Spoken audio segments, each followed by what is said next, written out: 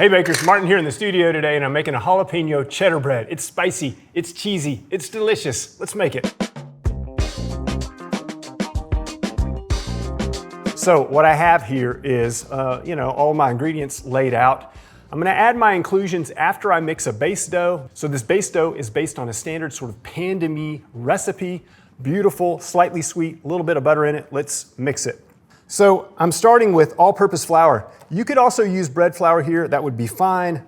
And then when I was writing it, I was thinking I wanted the bread to be yellow. I wanted it to have a beautiful yellow hue. And so I used one of my favorite flours, durum flour, in equal parts to the all-purpose that's in the recipe.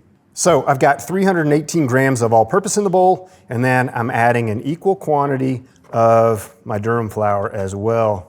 Thinking about how much more yellow color I could put into the dough, I also added some cornmeal. So I got 40 grams of cornmeal going in. I've got some instant yeast, 7 grams.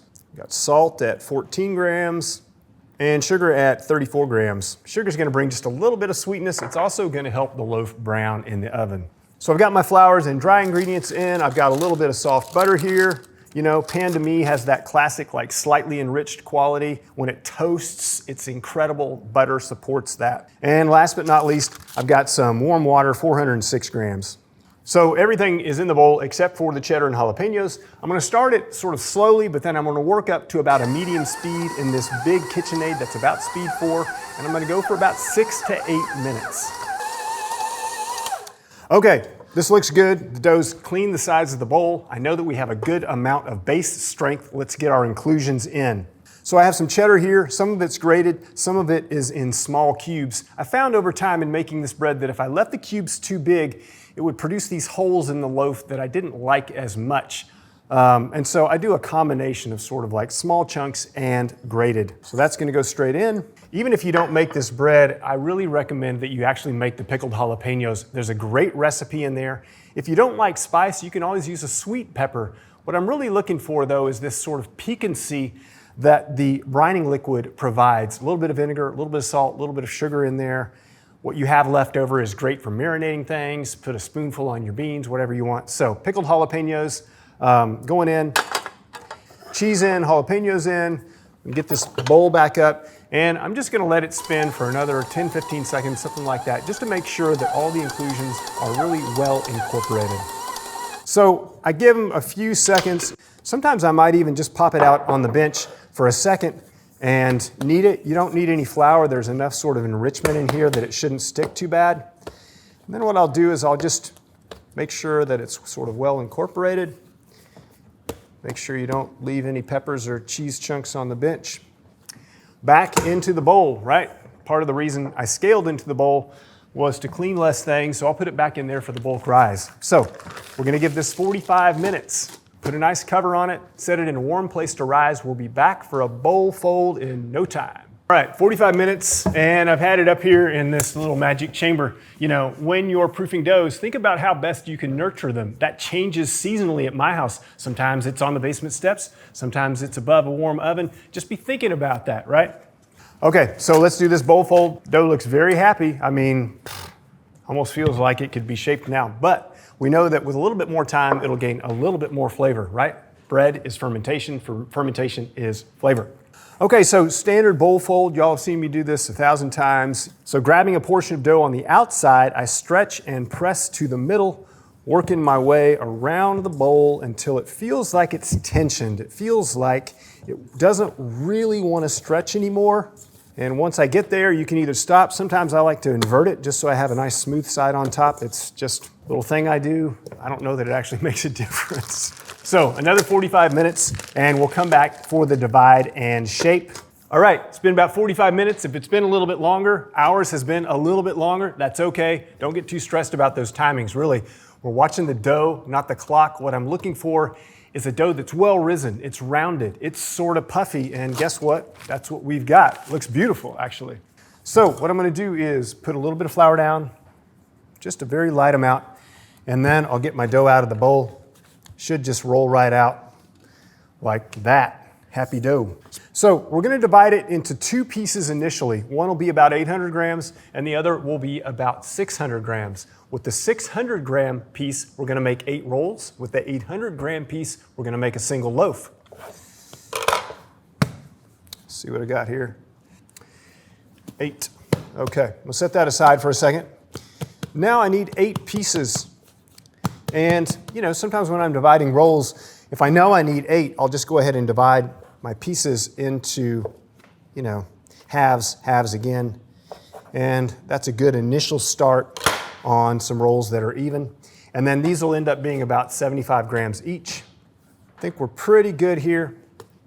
And now we can do the pre-shape, and then I'll set them aside. Okay, so pre-shape looks a lot like a bowl fold. May sound crazy, but all it is me grabbing a portion of the outside of the dough, stretching upwards, pressing to the center. Sometimes you'll see me use my thumb to hold that piece in place as I work my way around. These are small for my hands, but you can do a pre-shape like that. So working your way around, similar to the way that we do a bowl fold, just a loose gathering. Eventually you'll get up to speed and you'll be able to just quickly go through them with 2 hands, 2 at a time, get them rounded. Got one more here, set that guy there. We're gonna set those aside and let them relax for just a second, and then we're gonna come back and give them their final shape. While those relax for a second, let's shape this loaf. This is a standard pan loaf. It's a nice soft dough. And what I'm gonna do is pat it to remove any large gas bubbles, and also pat it just to sort of give myself this homogeneous thing to work with, right? So if I have a dough that has these high spots and low spots, it's harder for me to make an even shape. I'm gonna start on this sort of east-west axis, and I'm gonna come in just a little bit with my hands, and I'm gonna press to seal. So once I have that, all I need to do is roll it down, tensioning as I pull it. So roll it, press it meaning tensioning it. I can use the heel of my palm to press it, or I can just use my fingertips. And what I'm thinking about here is that I want a form that will fit in my Pullman pan, right? So I don't want it to be longer than 9 inches in this case, right? I think I'm probably in the 8 range here, should be fine. If you have a piece of cheese that's on the outside, just grab it, put it in the end, and that'll be fine. The loaf could go into the pan like that, but as a baker, one of my favorite things is to think about how to make things more beautiful and also more flavorful. And when I wrote this loaf, I thought, wouldn't it be beautiful to have cornmeal on the outside that would toast during baking? It would add crunch, and it would add this beautiful visual contrast, right? So we're gonna add a cornmeal crust now. Set that aside and tell you what I got here. So I have some cornmeal in the pan, and on the other side, I have a towel that is sopping wet, quite wet, right? If you've ever seen me make a seed tray, you know, a tray where I would put a roll onto the wet portion and then use that wet side to grab seeds, it's the same principle here. I'm just using that cloth to sort of add moisture, and then I'm applying the cornmeal crust. The only other thing I need here is my pan, and I'll get this prepared and sort of set so that once I have the loaf with the seed on it, and it's scored, we'll be ready to go in. So a little spray. Oh, and the other thing I've got at hand is a lame. This is a baker's razor. You could also use a very sharp knife, or a small serrated knife would work as well. Not entirely necessary, but another way to add a little bit of intention and a little bit of beauty to your bread. So roll it across the moist towel. When it comes off, it should be shiny. If it's not shiny, that loaf is telling you, might need some more water on that towel. Set it aside, get it wet, come back, do it again. In this case, I just got it nice and moist, it's good to go. So, wet, and then right across the cornmeal. And if it's wet, it should really pick up everything. It should look like a beautiful ray of sunshine, honestly. Just gorgeous, right? Now what I'm gonna do is, I'm gonna proceed down the loaf at about a 45-degree angle to the sidewall, and I'm gonna make cuts that sort of try to wrap the loaf. I wanna hit more than just the height of the loaf. I wanna cross down the side just a little bit, wrapping the loaf with my blade as I proceed. And it's a pretty deep cut. If you've scored baguettes or lots of other things, generally we're trying to just sort of get through that surface skin. In this case, I'm being pretty aggressive. It's probably 1/2 to 3/4 of an inch into the loaf. Somewhere in the 8 to 10 cut range, something like that. And now, just be brave, grab that loaf and get it into the pan. with my fingers sort of flattened. I'm just gonna press it just a little bit to make sure that it fills the pan. The other thing you can do is you can take your bench knife, that great bench tool, and you can go in and just make sure if you've sort of not landed it exactly where you wanted, you can go in and make some adjustments. Not entirely necessary. If it's not perfect, it's okay, because remember, this loaf is gonna rise to the top of this pan, and a lot of those inconsistencies or the ways that it's not perfect are gonna sort of proof out okay. It's gonna be okay, trust me. Okay, I'm gonna get my cover on this, and I'm gonna place it in a warm spot in just a second, but first we've got those rolls to finish. Like I said, you know, another chance for you to come back and practice your shaping. So, the way that I'm gonna finish these is exactly the way that I did the pre-shape.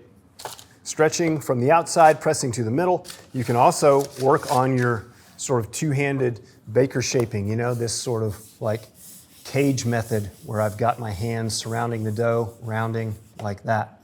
Same as the loaf. Top side onto the moistened towel.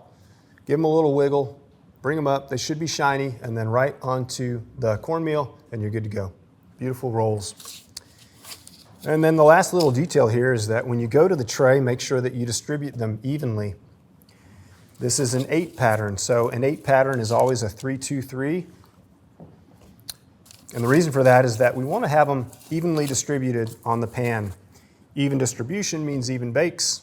Okay, so get them covered, right? Make sure you've got a nice moisture-proof, airtight, whatever you want to call it, a nice lid on top that keeps them from drying out. We're going to put them in a warm spot to rise for 60 to 75 minutes. Okay, end of proof.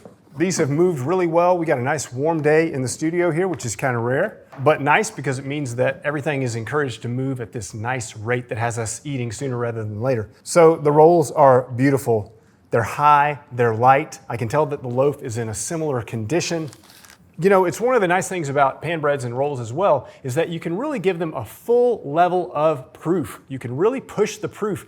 We scored them before the proofing process, so we don't have to worry about going back and cutting them and deflating them in this case. Now, in spite of that, I am going to go ahead and cut these open just a little bit with the rolls, and they will be fine. They will recover well. And the reason for that is that I'm going to add a little bit of jalapeno and a little bit of cheese to each one. So with a pair of scissors, I'm cutting about 1 inch deep all the way across each roll.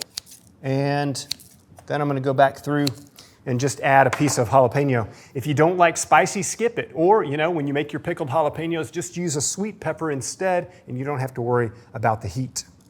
When I put them in, I'm pressing them all the way to the bottom of the roll. I'm not pressing them through the bottom, but I'm making sure that they really sort of land well seated in that roll. Otherwise, what will happen is that these are going to really pop during baking. Remember all that strength that we developed, high quality flour, all of those things coming together. They're going to pop. And if you don't press those jalapeno pieces down in, they'll sort of fall off the top. You have a nice spicy surprise waiting for you.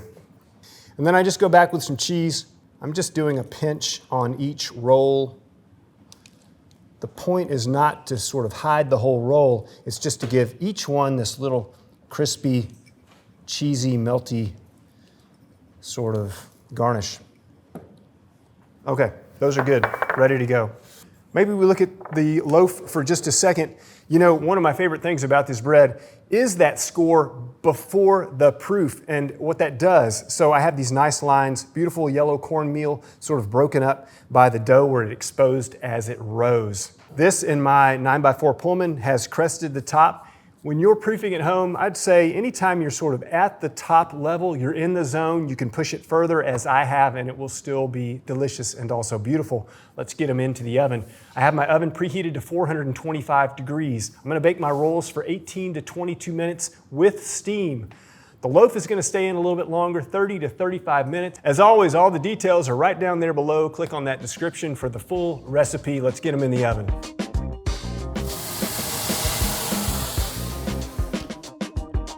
So everything is out and it looks beautiful. It has a level of color that I'm excited about. In our oven here, it took about 22 minutes for these rolls.